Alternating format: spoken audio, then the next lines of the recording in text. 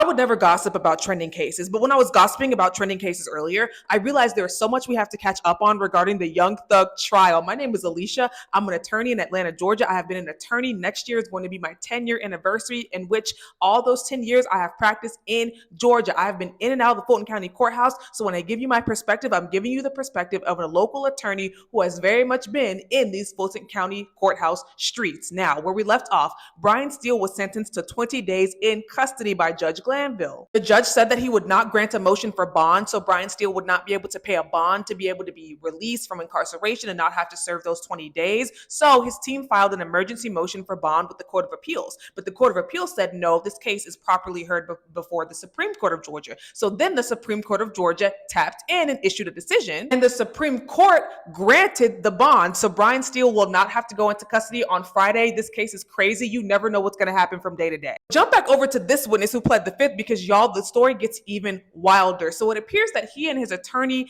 decided that they no longer want to work with each other. So the attorney submitted a motion to withdraw from the case, which the judge granted. But the judge then said the attorney has to return for a show cause hearing. Here is the order requiring the attorney to come back, but not just her, right? All representatives of the state court, security personnel, everybody who was in attendance at that meeting, that private meeting, that ex parte communication that we're talking about, they all have to come back and talk to the judge, presumably, right, to figure out who told Brian Steele the information about the meeting in the first place. So the judge is obviously trying to suss out who said what. So we'll have to see. I don't know if this hearing is going to be live streamed or not, but if it is, I'll be watching. And that has been your wrap up of this week's episode of No Law and No Order.